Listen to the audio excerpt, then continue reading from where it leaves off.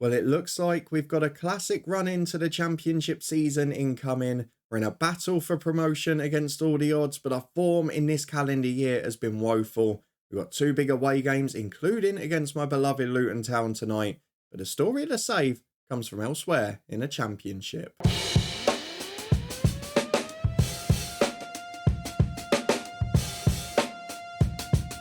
Yes, hello and welcome along to part 6 of Built in Bristol with me, Daniel. We are back today with Bristol City for the final 10 games of the championship season. We start the run-in with trips away to Luton Town and Swansea City, who are really struggling near the bottom.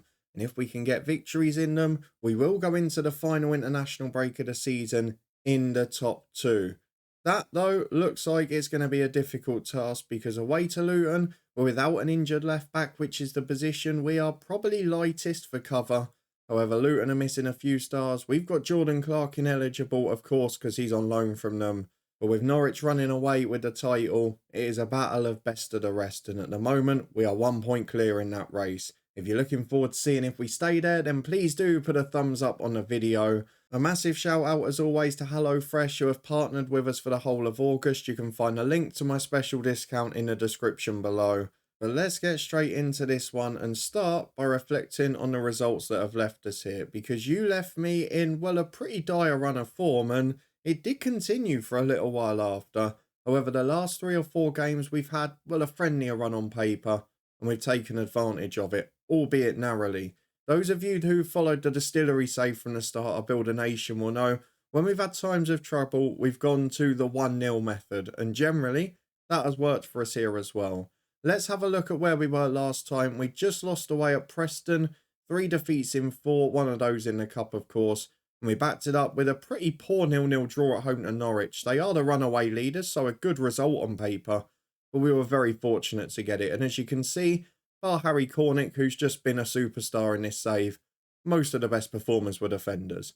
We then won 1-0 at home to Wigan, who, let's be fair, have had a decent season from where they were. Alex Scott scored the goal. It was an important one, and although he's not had the best season in the world, he has popped up with a few key moments, and that was definitely one of them. The big problem, though, came just after at Sunderland, because we looked like we were going to be flying in this game. Tommy Conway had come in from the start. He put us 2 up in 10 minutes and we were dominant. However, after that, we just gradually fell away. And in the end, we were pretty lucky to get a point. George Tanner cleared one off the line. Hyken made a couple of late saves. But in the end, a 2-2 draw. It kept a little unbeaten run going, which I guess was better than if we lost it. We then bounced back with a 1-0 win at home to Hull. Andreas Weimann got an early goal. He came in for Conway on that occasion due to fatigue, and he managed to take advantage. So we're managing that unhappiness, we're dealing with some of the ridiculous wage demands, and we're still getting results. And hopefully, if we get promoted, we can just bin off some of those complainers and move on to bigger and better players. Against Cardiff away from home in the big derby, well, probably should have shown the game in the end. It was a thriller. We won by 3-2. We were 1-0 down, 3-1 up, and then got pegged back for a grandstand finish. Alex Scott picked up a knock in that game, but it was a really good result. Andreas Weimann got the winner after Nahki Wells had scored a brace. And then finally, against Blackpool, we won by 1-0. A big header early in the second half from Williams. Of course, Scott missed that game due to the injury the week before. Cornick picked up a knock off the bench as well. And crucially, we managed to get the win. So all of that means we are still in second place by a point. We have played Blackburn both times this season. How crucial would that defeat at home in January be? But we did mention this before, didn't we? We've got some horrible games on paper in the run-in. Sheffield United, Watford, Stoke away, even Luton today. Borough at home, Burnley at home. But then on the flip side, we're playing at home to bottom side Reading. We're playing against a couple of sides that have struggled like QPR. You just don't know what to expect. It's the championship, it's the beauty of it. The league's probably not as tight as we'd expect it to be at this stage of the season, but you can see the battle for the final relegation spots, the battle we're in for second, and the battle for the last playoff spot are all still pretty active. So we're going to get a bit of a classic championship finish regardless. We're a bit worried about injuries, we're a bit worried about some of our form, but we are doing enough without being vintage. So let's get through the fixtures to go away to Luton Town. It is another one of those weeks where we have Saturday, Wednesday, Saturday. And I don't know if we're going to be good enough in this. I'm a little bit relieved by the fact that Luton have got some key injuries. So they've brought in Freddie Ladapo to deal with Adebayo being out. No Carlton Morris in there either. They've got loads of new signings, which seems a bit weird given the situation in real life. And Sonny Bradley is in at the back alongside Lockyer and Burke. So there is a little bit of an opportunity to get in behind. There's a little lacking of pace there. And hopefully if we can get our stars fit, we'll be able to take advantage. So let's go and get through to the team selection. Hang on a minute. What's going on with the crowds? Luton have got 6,500 in. I mean, in real life, they'd sold 7,500 season tickets last year. So I don't quite understand how these crowds come about. It's one of my biggest little bugbears in FM23 is that attendances just fall off a cliff for so many clubs. And again, we're seeing that there. Let's go and pick our team. It's going to be an interesting one for sure. We've got to make a few changes and decisions. You can see Cornick off the bench from the last game and the injury to Pring. So I'll be back in a minute when we've made the adjustments for our big game away at Luton. Well, with the international break around the corner, I have taken a couple of big gambles physically. The first one is Reece Williams will play fatigued because we're running out of defenders who are capable at the top of the championship. And the second one, as you can see, is Harry Cornick, who is not recommended to start, is not recommended as fit enough.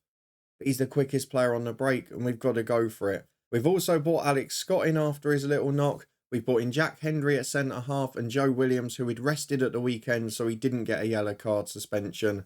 I have had to move Naismith out to left-back and unsettle the centre-half partnership.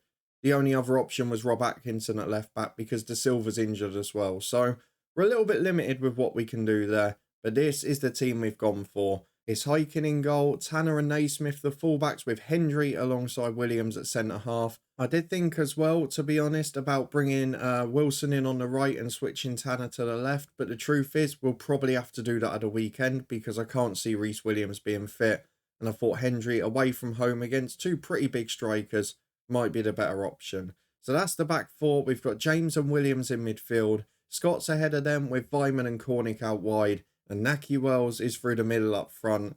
We've basically got the team we started the season with, bar Hendry coming in for the injured Pring. So I'm hoping that that will give us stability. It will give us a lot of familiarity in the setup. We've got some good relationships. It's probably 10 of the 11 that have played together most this year. So let's see how we get on as we go to Luton Town and a half-full Kenilworth Road, according to FM. It's a good Luton team still. They've got quality wing-backs. They've got pace in the team. And they have got that front too. It's a formation that we know is dangerous in FM. But can we get the result tonight? That's the question. We've not won the team over. We've still got unhappy players. Some of the craziest wage demands I've ever seen in any FM save. People like Pring on £5 a week wanting 30. People like Vyman on 15 grand a week at 32. Wanting 40 grand a week. I mean, it's genuinely baffling. Alex Scott won't sign a new deal unless we give him 55 grand a week. But early doors, it is all Luton Town here, and we're going to have to be very careful because these are the sort of games where it's falling away, and without convincing performances, I'm not sure where the goals come from. You can see from the stats, Luton are dominant, they're having all the chances, and we're clinging on. But we're not having any highlights at the minute, which is maybe a good thing. Ladapo has got to be closed down by Hendry, but we're playing out from the back. We've had 42 on the clock. Tanner's bringing the ball forward, finds Williams, who has got his booking now. He'll be suspended at the weekend. McCrory's a good replacement there, though. Here's Cornick, who he gambled on the fitness of. Can we get one moment of magic? No, but he does give the ball away to Lockyer. And here is Woodrow on the right. Cuts it back to Drame. Inside to Lockyer again. Back to centre-half for Reece Burke. And he'll put the ball down the line, will he? No, short to Lockyer. And now Alan Campbell. Two players running on. Drame's one. They've got options in the middle. Cody Drame's in. It's a great save from Hyken, a tip over the bar. Corner kick Luton, they will be a threat. Can we hold on to half-time? Because at the moment, they are all over us. As Freeman puts the corner in. To the back post, Lockyer heads over. As many of you have pointed out, we've been linked with signing him, but as a Cardiff fan who's played well for Bristol City, that would be remarkable. What is also hilarious is that Harry Cornick has now given away a penalty against Luton. If ever a gamble's not paid off, the corner came from him losing the ball, and the penalty has come from him committing the foul. Woodrow puts it in, his ninth for the season. And this is FM, isn't it? You close the game on a couple of wins, and look what you come back to. 1-0 Luton at half-time. The bottom half side, 15 shots. We have had none. That is pretty startling. I'm going to point the finger. I'm going to say I'm disappointed. And as usual, we've not really got much reaction. Well, 60 minutes gone, and although we have managed 3 shots and 1 on target now, I feel we have got to change approach a bit. So Jack Hendry, it just hasn't worked. We're going to do what we were planning to at the weekend. Naismith back in the middle. Wilson will switch with Tanner. In midfield, I'm going to go for Cornick off and replaced by Mark Sykes. I'm also going to take off Vyman for Tommy Conway. We're going to have to take Wells off, who's been port for Lyle Taylor. And we'll save the last sub, I think 5 more minutes, but it might be Matty James because he gets injured every time he plays 3 games a week. He's also on a yellow as he gives that to Naismith, up to the back post and behind for a corner. If we can get the changes on now, it's an opportunity for us. If we can nick a point from a game like this, you consider it a great result given the performance, as Williams heads just over. That was the opportunity, wasn't it? An hour gone, it is still 1-0 Luton, it's still utter dominance. And it's one of those things you just can't explain in FM. These performances come from nowhere. As Tanner gives the ball to Scott. Gets it back again. He's cutting in from the left. Gives it away to Drame. He then in turn gives it to Naismith, who finds Wilson. Carries the ball forward. Plenty of support. Goes for a pointless shot himself from 30 yards. We're not going to get much out of that, are we? I will take James off in a minute for Mehmeti. That'll be our final one of the day. We might be 2-0 down as Naismith gives it away. Freeman hits the woodwork and Hiking gets there. On comes Anis Mehmeti. I probably would have taken Williams off in other circumstances, but he won't play at the weekend. And we're 10 to go. It's back. The turn off the game superstition has returned. We've not got any sign of getting a goal here. And while we have been better in the second half according to the stats, I've not really seen an occasion we look like scoring. 1-0 Luton is the final score. We're going to drop out of the top 2. We're going to tell the lads they weren't good enough. Alex Scott is not focused, but he just wants to move, doesn't he? I kind of want to get it done this summer because then we can just completely revolutionise the squad. But for now, Blackburn go back into the top 2. It's going to be a topsy-turvy running, that's for sure. But we're now at a stage where with just a 2-point gap, we've got to start looking down as well. Norwich have virtually won the league, so we're not going to worry about them. But we've got 23rd place Swansea in 3 days' time. And that game, quite frankly, is must win. Well, it's fitness test time, and it's a crucial moment in this surprise promotion race because we've got no Alex Scott, according to the fitness test. We've got no Harry Cornick, who's recovering from a hamstring knock. And we've got a few players who are not going to be at their best today. We go away to a Swansea side that look like they're going down, and we have got to get a result if we want to go up. Who have Blackburn got? I missed it. Blackburn are at home to Burnley, so that's a big Lancashire derby at the top. And I just hope that one of them slips up because we're under pressure no matter who wins that game. Lots of changes being recommended. Of course, we've got the addition of Williams being suspended. Loads of players knackered or injured. Let me just go and see what I can cobble together. We'll be back in a minute to run through it. And thank God we got 2 weeks off. Here we are then. I've managed to get 10 players in pretty decent nick on the pitch, plus Cal Naismith, who will be a leader in this side. Out of the squad, well, Reece Williams nowhere near. Alex Scott nowhere near. Jada Silva still injured. Cornick had to be left on the bench, and of course Williams suspended. What that means today is we've got Hiking in goal. Wilson comes in as the right back with Tanner switching to the left. Cal Naismith moves back into centre half and Hendry shuffles to the right of the 2. McCrory is in for the suspended Williams alongside James. Vyman is out on the right this time. And then Conway comes in on the left-hand side. Jordan Clark, who was ineligible against his parent club, is in as the number 10. And Naki Wells is through the middle. I mean, the problem we've got, both strikers are now into their 30s and declining massively. We talked about the problem with Naki Wells, a 3-year deal on 15 grand a week. He's going to be hard to shift regardless. And Lyle Taylor is just way out of form. He's only scored 2 goals this season. He's in a goal drought. I mean, we don't have a goal scorer. And ultimately, that is what separates us from the rest of the top teams. Naki Wells was brilliant for the first half of the year. But bar the Cardiff game in the derby, he's been very quiet since the turn of the calendar year. Let's go and get through to the second game today. 23rd v 3rd. You'd think on paper it's an away banker. I don't see it. With the fitness as it is, we just have to hope that Swansea's is worse. And here we go, an away day in Wales, and maybe some of the positives are that the 4 players going out for Swansea would all be considered first teamers. They've also got Ole Gunnar Solskjaer in charge, which is a bit of a weird one, isn't it?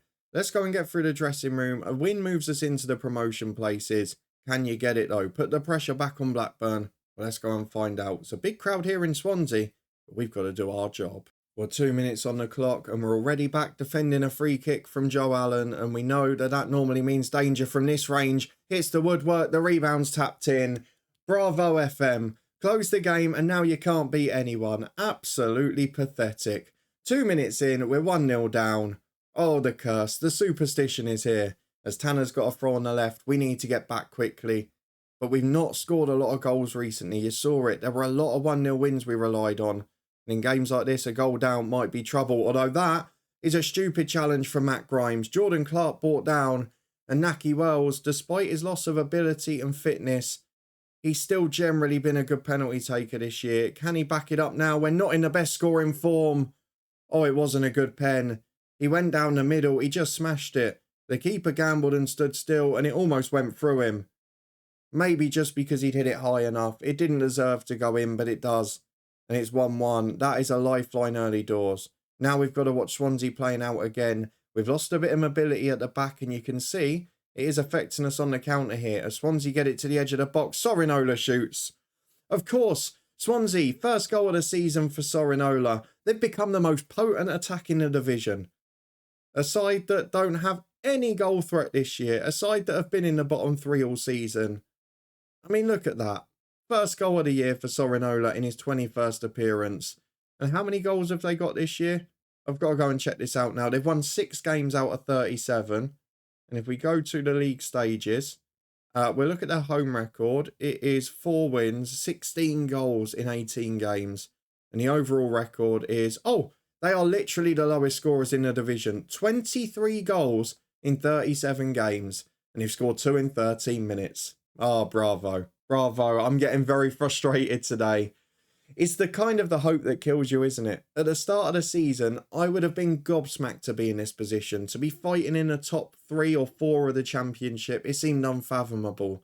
And now we're in this position, watching it fritter away because you've got player unrest when you're massively overperforming. I genuinely don't understand the wage demands. It's like nothing I've ever seen. Surely, oh my God, he's given a penalty. The season is unravelling in front of our eyes. Why, oh why did I close FM? I mean, surely, and I don't want to speak out of turn here because I don't know what the players at Bristol City in real life have asked for. Surely most of those players aren't going to genuinely think they're worth 40 or 50 grand a week. I mean, I'm happy to be proven wrong, but Swansea have had 3 shots on target. They've scored 3 goals. I am furious with the performance. And look at that. These are our best players just standing on the ball until they've been tackled. And Swansea, by the end of today, they might have doubled their goal record for the season. I genuinely don't know what to do. Where has this performance come from? McCrory's the freshest player in the team. He's given away a penalty. We're giving the ball away in our own half constantly. And we've lost the dressing room despite one of the biggest overperformances in the championship this year. And yes, it might be reputation linked. A few of you have suggested that. But the wage demands, I've never seen anything like it in any FM save, honestly. We've got 25 to go. We might as well make changes now. Tanner and Naismith are knackered. Let's just get the fresh legs on. It will be Atkinson and Viner for them. We'll move Hendry over as well. Matty James, you can come off for Mehmeti. Sykes will come on for Tommy Conway, who's been awful. And should we throw on Cornick as well, or is he not worth risking? No, we'll throw on Cornick too. He can replace Andreas Weimann. We have got 25 minutes plus stoppage time to go. We've not looked a threat at all in this match, and to concede 3 against the worst attack in the championship, I mean, it sums up the day, doesn't it? Here comes Swansea again. They're not content with 3. They're going to start their run for survival now. As Hykim throws out quickly. If we get a goal now, maybe we can nick a point, but I genuinely couldn't tell you the last time Atkinson or Viner got an appearance in the league. As Cornick gets down the left to the byline, across the box to Wells. It's another penalty. What is going on in this game? That's the 3rd penalty kick in 71 minutes. Wells is up again. Oh, it's in the corner. Bender should have saved that one too. 2 penalties that he's had a strong hand on. And 3 penalties in the game. I mean, it's remarkable. It's turning into one of those bonkers FM games. It is the championship for you. As Cornick gets the ball to Atkinson. Big ball up to Wells, who's not going to win that at 5'7". Not really following the game plan there of getting the ball into channels. As Cullen's in, don't let him have 4. Oh, he's at the post. Wilson clears away. And Naki Wells gets there. Now we're on the counter with McCrory. Oh, we don't make anything of it. 10 minutes to go. We're chasing this game. We're attacking. But Swansea are dominant at the minute. And I just don't see a way we get into this game and get the point. It would be a great result if we could nick it. But it's going to be defeat, and our away form is becoming a big problem towards the end of this season. As Patterson finds Manning on the left, who's on for Swansea. Both of them, in fact, off the bench. Patterson cuts back again to the halfway line for Harry Darling. We know Swansea are going to play this style as Allen goes wide to Sorinola. Big ball in from the right-hand side. Piro's one-on-one.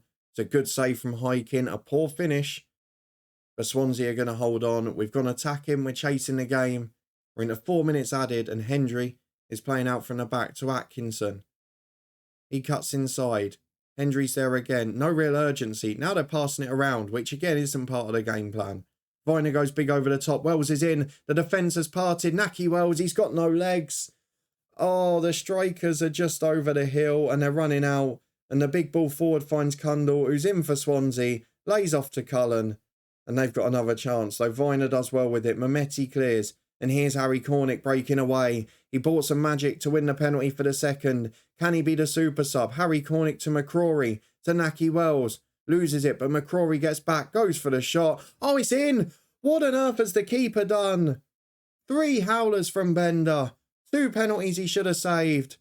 And how on earth has that tame back pass of a shot from McCrory found its way through the Swansea keeper and into the back of the net? We've nicked a point against all the odds. We were pasted by a Swansea team who, let's be frank, are going to be in League One next year. But we've got out of jail big time, and with the fatigue as it is, I'll take that. What a result it is. We come back from 3-1 down. It should be a confidence boost. But boy, oh boy, we did not deserve that. The officials, yep, 3 penalties, some bonkers decisions there. But Blackburn stay just 1 point ahead of us, albeit they've now got Burnley tonight. Let's see what the result of that one is, and then decide when we're going to be back, as well as showing you that Carabao Cup surprise. Well, our hopes for automatic promotion are not looking very good because Blackburn win the late kickoff to go 4 points clear with just 8 games to go. And although we've got a 7-point buffer in the playoffs, the way we're playing away from home, I wouldn't bank on that staying this way. Mercifully, there are some home games coming up. Reading and Middlesbrough, 2 of the next 3. We've got 2 big home games right before the end as well. What I've got to show you though is the championship table, and I've been teasing this from the start. You will notice that Norwich are not just runaway leaders in a championship. They've also got Europa Conference League football listed against their name. What is the reason for that, you might ask? Well, Norwich City, yes, Norwich City of the championship, beat Manchester City no less 1-0 in the Carabao Cup final after beating Bournemouth, after beating Manchester United, as well as Grimsby, Nottingham Forest and Ipswich and Wickham on their way. So Norwich City are in Europe as well as getting promoted, and they are now looking forward to Premier League football with a very long unbeaten run and Europe to come as well. Remarkable, I must say. So Norwich definitely the story of this save. As always, we get overshadowed eventually. But despite that difficult defeat at Luton with a far bigger crowd than was anticipated, we did nick a point from the depths against Swansea in a bizarre game with tons of penalties. What we're going to do now is get ahead to probably the last 2 games of the season. If it's looking really tense, I might even make it a triple header and just focus on the football. If you're looking forward to that and seeing if we can get in the playoffs, whether our season will be extended or are we going to keep falling away. Our form since the turn of the year, bar against 3 of the poorer sides in the league, really has been pretty awful. If you want to see if we can cling on, then please do put a thumbs up on the video. We've not had our youth intake yet, but it's expected to be an excellent one. We'll review that next time as well. If you want to stay up to date and find out how it goes, then subscribe and turn that notification bell on. Big finish to the season to come in this one. A big episode from Distillery tomorrow in our Builder Nation. You can find that playlist and the head coach in the eye above, as well as our top 3s, the Twitch channel and the football podcast. We'll be back over there with real life championship predictions for this weekend soon. But thank you very much for watching. Your support as always is appreciated. And I'll see you back here next time. What should be a gripping finale to the championship season.